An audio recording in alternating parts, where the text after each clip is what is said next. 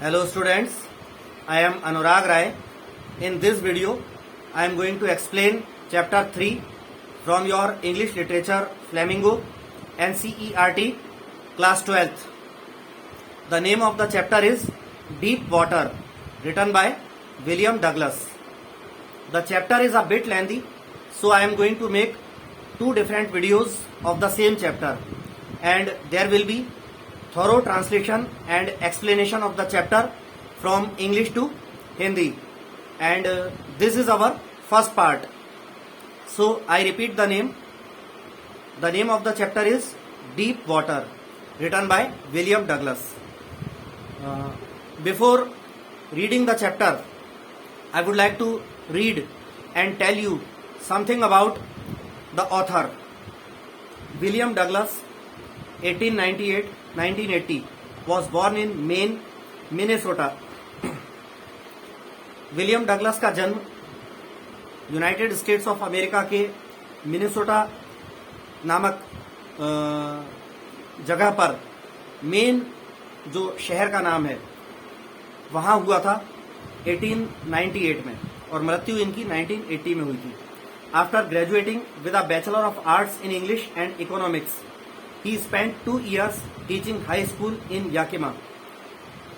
Bachelor of arts और English, ये bachelor of arts की डिग्री इन्होंने इंग्लिश और इकोनॉमिक्स में करने के बाद, ग्रेजुएट होने के बाद, इन्होंने याकिमा में हाई स्कूल में टीचिंग का काम किया.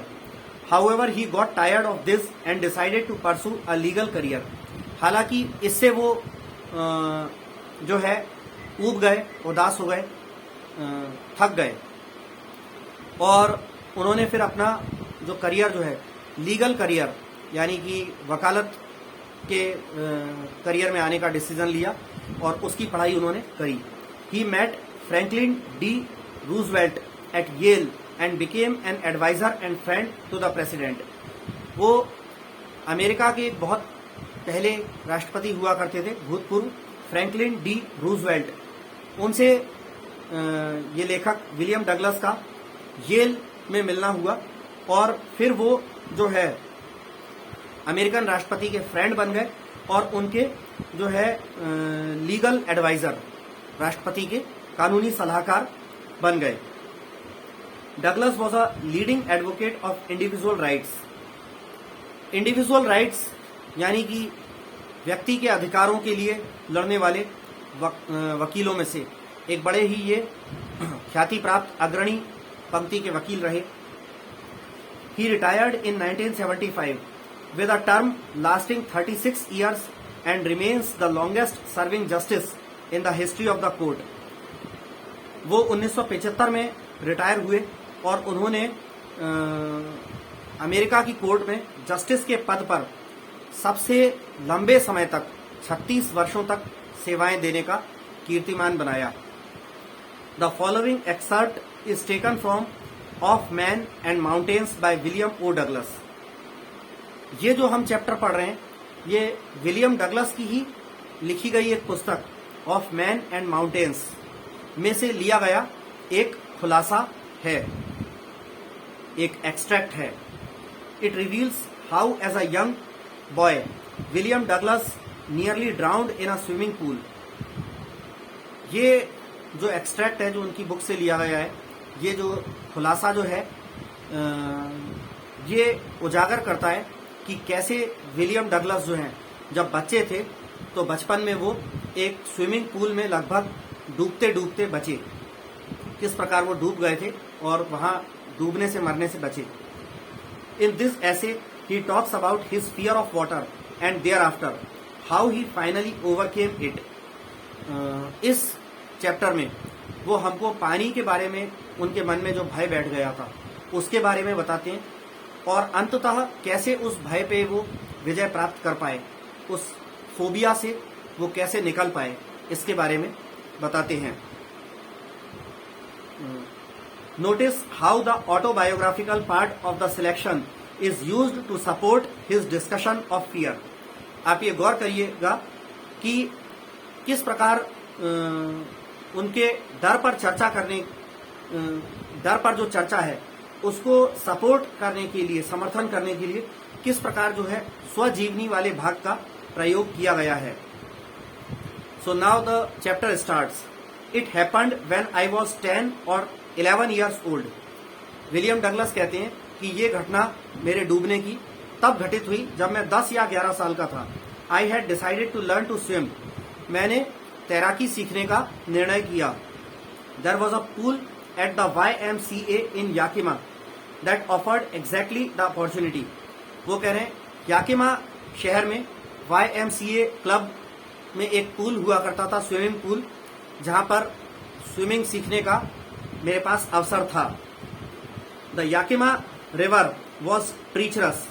याकिमा जो है वो एक नदी का भी नाम है वहीं, तो वो जो है खतरनाक नदी थी।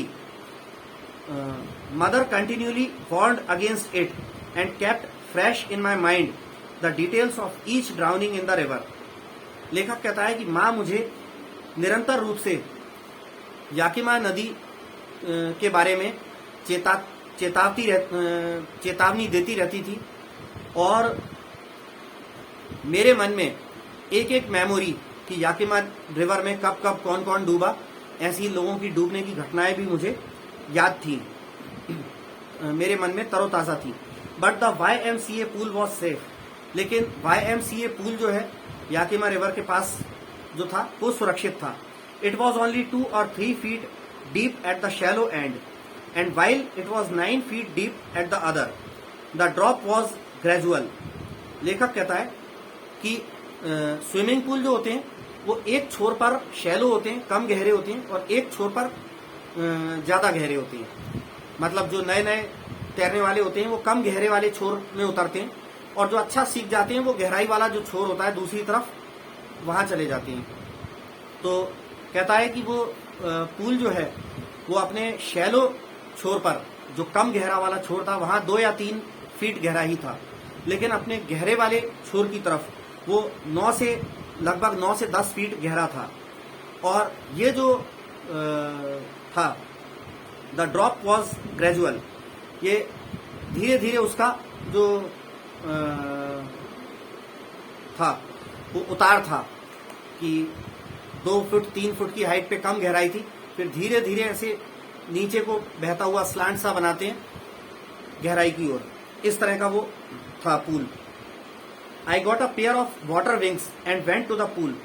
लेखक कहता है कि मैंने पानी में पहनने वाले जो हवा भरे हुए जो विंग्स टाइप के होते हैं वो पहनकर पूल की तरफ गया था, जिसको पहन के पानी में भी चले जाते हैं, तो वो एयर बैग्स टाइप के, वो विंग्स टाइप के होते हैं, हाथों में कस जाते हैं, उससे व्यक्ति डूबता नहीं है। वो लेकर वो पूल की तरफ गया।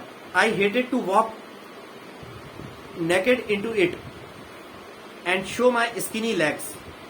लेखक कहता है कि मुझे कपड़े उतारकर नग्न शरीर और अपनी पतली पतली टांगें दिखती हुई होना, इस अवस्था में पूल में जाना, इससे मुझे सख्त नफरत थी, सख्त नापसंद था। But I subdued my pride and did it. लेकिन अब तैराकी करनी थी तो स्विमिंग का अलग कॉस्ट्यूम होता है, उसमें हमारा अर्धनग्न शरीर भी दिखता है, पतली पतली टांगें भी दिखेंगी। तो फिर लेखक ने अपने उस विचार पर काबू पाया और लेखक ने आखिरकार स्विमिंग करने वाले कपड़े पहने। From the beginning however I had an aversion to the water when I was in it. लेखक कहता है कि शुरुआत में तो हालांकि जब मैं पानी में था तो मैं पानी में जब होता था तो मैं पानी के प्रति मेरे मन में बड़ी ही अरुचि या विमुखता सी थी, पानी से मैं कटा कटाया बचा हुआ रहता था। This started when I was 3 or 4 years old and father took me to the beach in California. और पानी के प्रति इसकी अरुचि या विरक्तता कैसे हुई? लेखक कहता है ये तब शुरू हुआ जब मैं 3 या 4 साल का छोटा सा बच्चा था और मेरे पिता मुझे कैलिफोर्निया में समुद्र तट पर वैसे ही तफरीह कराने घुमाने ले गए। He and I stood together in the surf. लेखक कहता है कि मेरे पिता और मैं साथ साथ समुद्र की लहर में, जो तट के पास होती है, समुद्र तट के बिल्कुल पास जो लहर होती है, उस लहर में खड़े हुए थे। I hung on to him yet the waves knocked me down and swept over me। लेखक कहता है कि मैं अपने पिता से बिल्कुल चिपका हुआ खड़ा था, लेकिन फिर भी 3-4 साल का बच्चा होता है तो छोटी सी कम हाइट का होता है, तो एक तेज लहर आई, लहर ने लेखक को गिरा दिया और लहर का पानी उसके ऊपर से बहते हुए निकलने लगा। आगे लेखक कहता है I was buried in water, और लहर का पानी ऊपर से चला गया तो मैं जैसे पानी के अंदर, पानी के नीचे मानो कि दफन हो गया हूं, इस तरह पानी के नीचे दब गया था।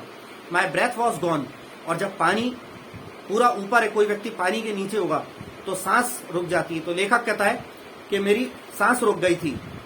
आई वॉज फ्राइटेंड, मैं भयभीत हो गया था। Father laughed but there was terror in my heart at the overpowering force of the waves.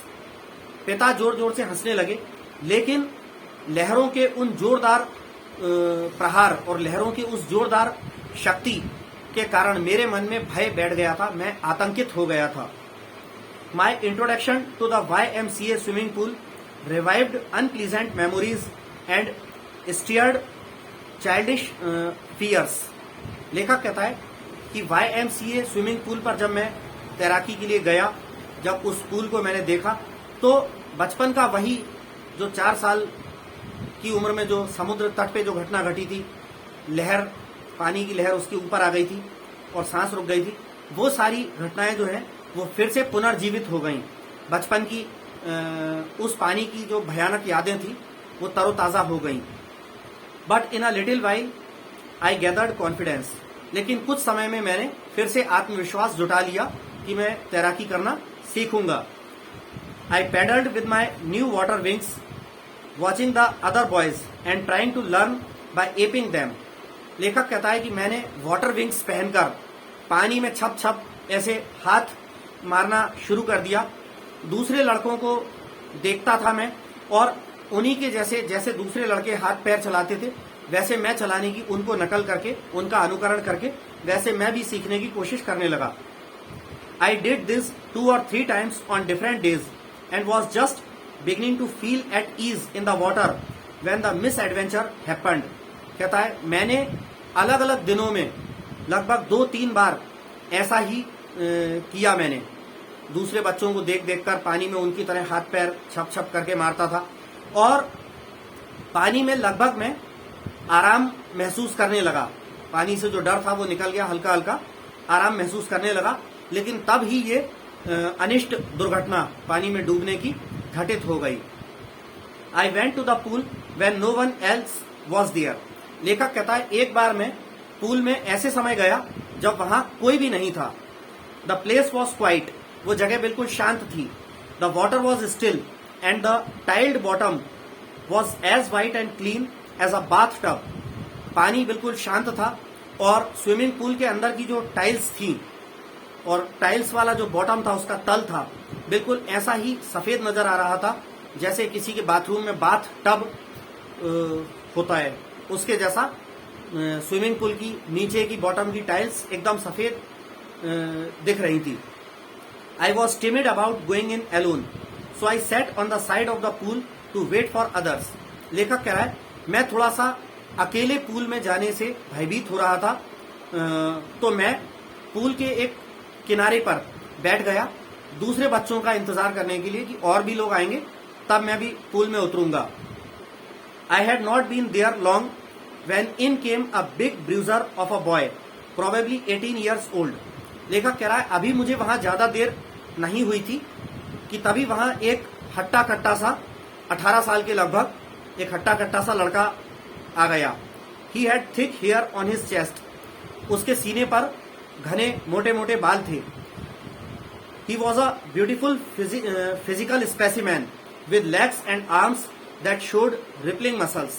लेखक कहता है कि उस लड़के की अच्छी शारीरिक कद काठी थी और उसके हाथ पैरों में अच्छी उभरती हुई छलछलाती हुई मांसपेशियां थी। सुदृढ़ कद काठी थी उसकी, अच्छा मस्कुलर शरीर था। He yelled hi skinny how would you like to be ducked. वो लड़का थोड़ा सा दबंग टाइप का या कहें तो गुंडे टाइप का था और उसने अकेले एक 11-12 10-11 साल के एक छोटे अकेले बच्चे को देखकर थोड़ा सा उसको बुली करते हुए कहा कि और दुबले दुबले लड़के कैसे किस प्रकार से डूबना चाहेगा तू, ऐसे थोड़ा उसने अपनी अभद्रता भरी लैंग्वेज में बोला। With that he picked me up and tossed me into the deep and. और लेखक कहता है कि ऐसा बोलने के साथ ही उसने मुझे उठाकर स्विमिंग पूल का जो गहरा वाला छोर था उस छोर में पानी में फेंक दिया। I landed in a sitting position, swallowed water and went at once to the bottom. लेखक कहता है कि मैं जो पानी पर जाकर फेंकाया, उसके फेंकने से मैं पानी पर आकर गिरा तो सिटिंग पोजीशन में, बैठी हुई पोजीशन में आकर गिरा और पानी में नीचे डूबा। तो जैसे ही पानी के अंदर गया तो पानी मुंह से नाक से अंदर पानी निकल गया और तुरंत ही वो बॉटम तक, तल तक पहुंच गया। I was frightened but not yet frightened out of my wits. लेखक कहता है मैं थोड़ा भयभीत हो गया, लेकिन अभी इतना भयभीत नहीं हुआ था कि वो भय मेरी बुद्धि या विवेक से बाहर निकल जाए कि मैं कुछ सोचने समझने भी लायक नहीं रहता। इतना भी भयभीत नहीं हुआ था। On the way down I planned when my feet hit the bottom I would make a big jump, come to the surface, lie flat on it and paddle to the edge of the pool.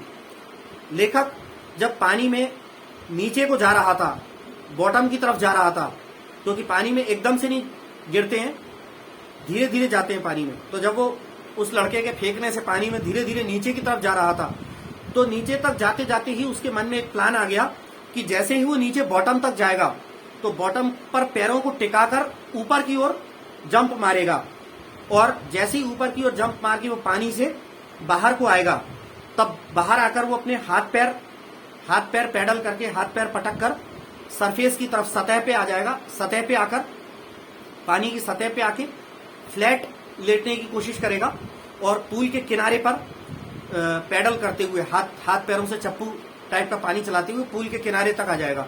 ये उसके मन में plan आया कि जैसे ही bottom तक जाएगा पैरों से एकदम जंप करके ऊपर आ जाएगा और सरफेस पर आते ही हाथ पैरों से पैडल करके पूल के किनारे तक पहुंचेगा। It seemed a long way down. लेकिन वो नीचे जा रहा था तो धीरे धीरे, पानी में कोई चीज नीचे जाती है तो एकदम से नहीं गिर जाती, जैसे हवा में कोई चीज है अगर कोई नीचे छोड़े तो एकदम से टप से नीचे टपक जाएगी, लेकिन पानी में धीरे धीरे नीचे आएगी। तो नीचे आते आते उसका जो गहरा छोर था 9-10 फीट गहरा था, तो उसको ऐसा लग रहा था पता नहीं कितना लंबा रास्ता है, नीचे आने में पता नहीं कितनी देर लगेगी।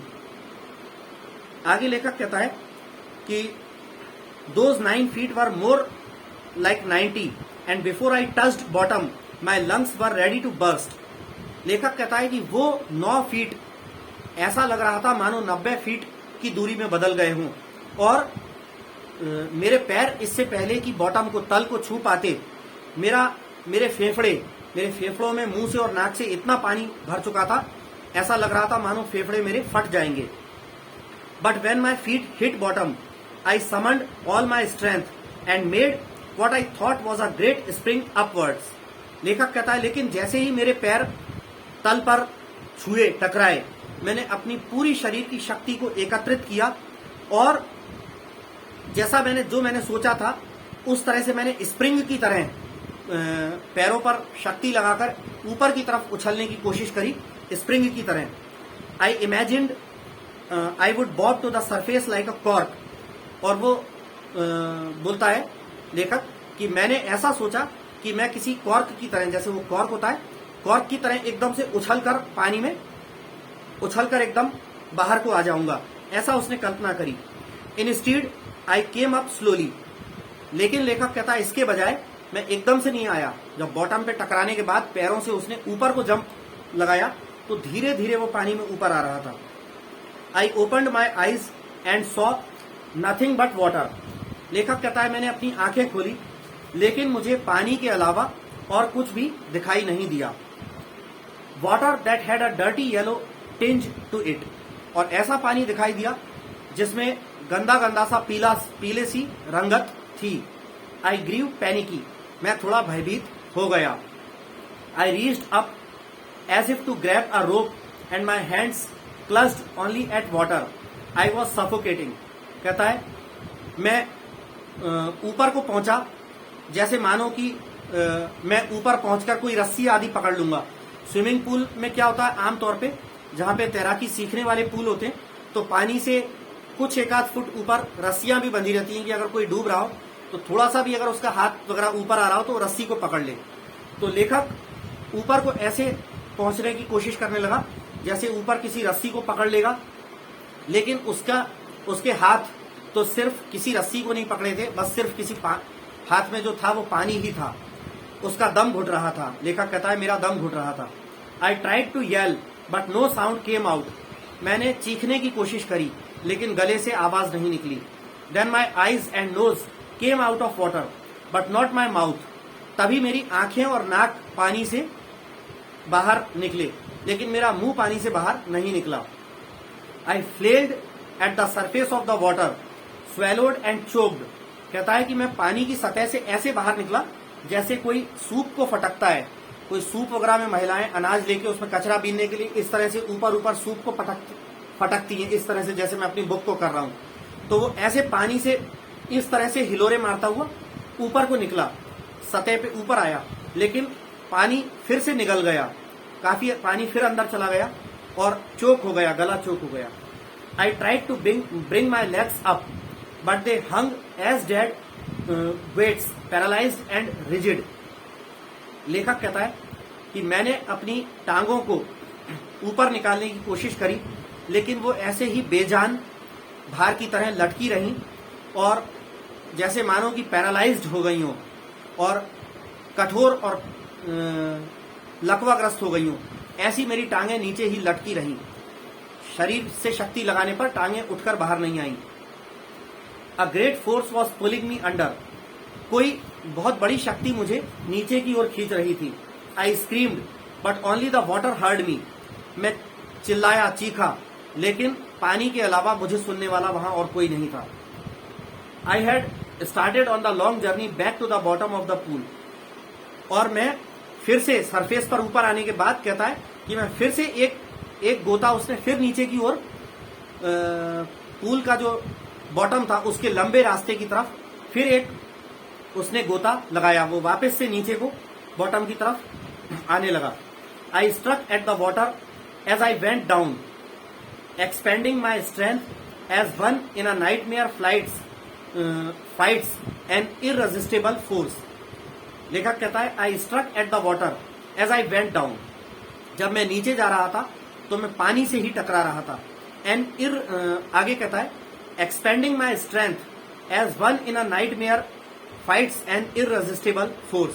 और कहता है कि मैं अपनी शक्ति को इस प्रकार से उपभोग कर रहा था, शक्ति का ऐसे उपयोग कर रहा था जैसे मानो कि कोई व्यक्ति अगर रात में कोई बुरा सपना देखता है, बुरे सपने में किसी मुसीबत से सामना होता है, तो उस मुसीबत से बचने के लिए जो बल लगाता है आदमी, वैसा वो महसूस कर रहा था कि सपने में मानो किसी ना रोकी जा सकने वाली शक्ति से आदमी भिड़ता है सपने में, तो उससे कैसे जूझता है, संघर्ष करता है, वैसा वो महसूस कर रहा था।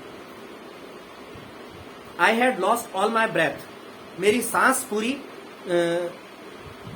टूटती जा रही थी। My lungs ached, my head throbbed.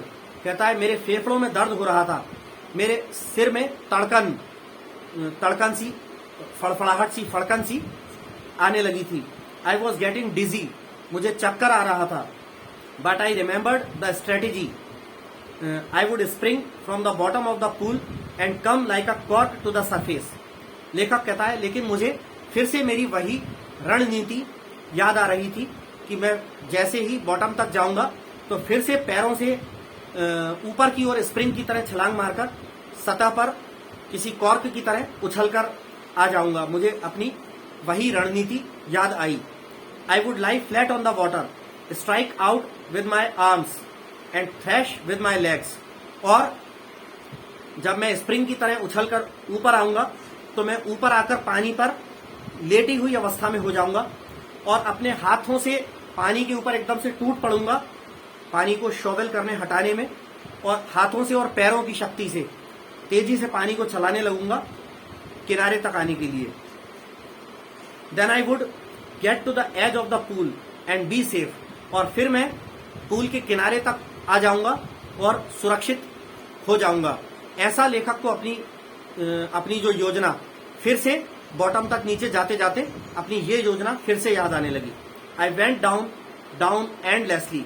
लेखक कहता है मैं नीचे नीचे अंतहीन नीचे जैसे मानो कि जाता जा रहा था। I opened my eyes. मैंने अपनी आंखें खोली। Nothing but water with a yellow glow, dark water that one could see through, that one could not see through. लेखक कहता है कि आई ओपन्ड माई आईज, मैंने अपनी आंखें खोली।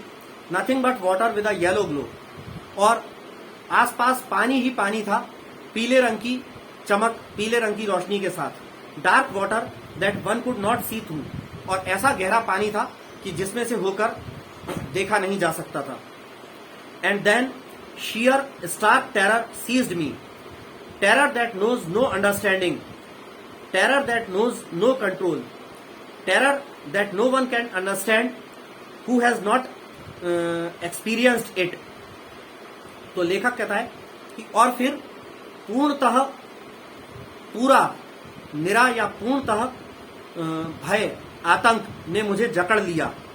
एक ऐसा आतंक, एक ऐसा भय जो किसी प्रकार की समझ नहीं जानता हो।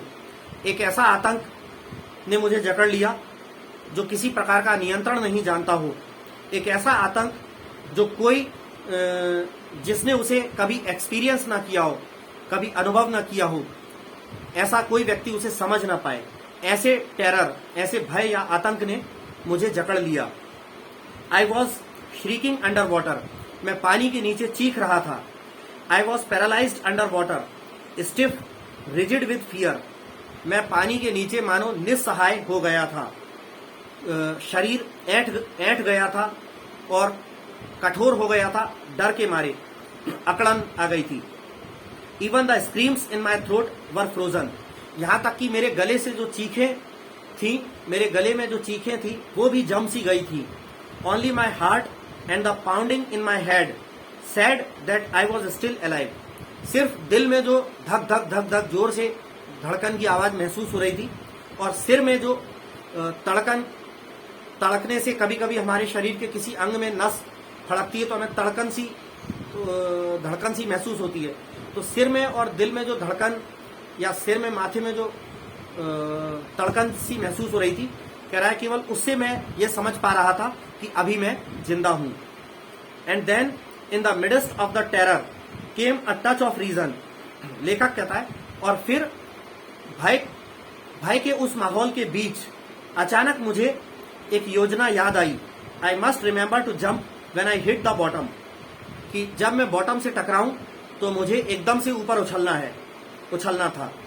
Eight last I felt the tiles under me, अंततः लेखक ने अपने नीचे स्विमिंग पूल की बॉटम की टाइल्स को महसूस किया। My toes reached out as if to grab them, मेरे पैर की उंगलियां ऐसे टाइल्स तक पहुंची जैसे मानो कि उन्हें पकड़ना चाहती हूं।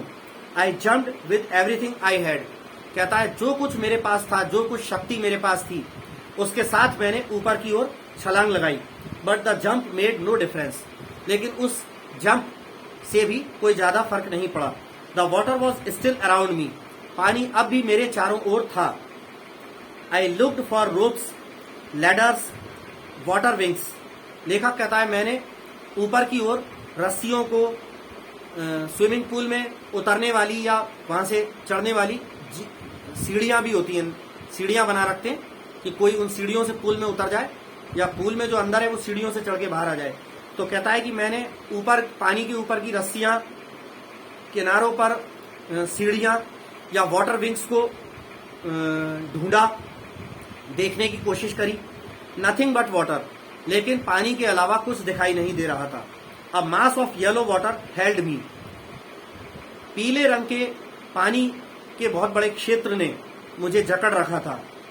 Stark terror took an even deeper hold on me like a great charge of electricity, कहता है कि पूर्णतः भय ने मुझ पर बहुत ज्यादा पकड़ बना ली थी, जैसे मानो कि कोई बहुत बड़ा बिजली का झटका जो किसी इंसान को पूरी तरह से जकड़ लेता है, एकदम चिपका लेता है, वैसे उस भय ने लेखक को एकदम चिपका के कस लिया था, ऐसी स्थिति उसकी हो गई थी। आई शुक एंड ट्रेम्बल्ड विद फ्राइट, कहता है मैं डर के मारे, भय के मारे हिल गया, कांप गया। माई आर्म्स वुडंट मूव, मेरे हाथ नहीं चल रहे थे। माई लेग्स वुडंट मूव, मेरे पैर काम नहीं कर रहे थे। I tried to call for help, to call for mother, nothing happened, मैं मदद के लिए पुकारना चाहता था, मदद के लिए पुकारने की कोशिश करी, माँ को आवाज देने की कोशिश करी, लेकिन कुछ भी नहीं हुआ। So students, this is our first part and the remaining second part will be explained to you in my next video. I would like to request you again to subscribe my YouTube channel Anurag Rai English Tutor if you haven't subscribed it so far. Thanks.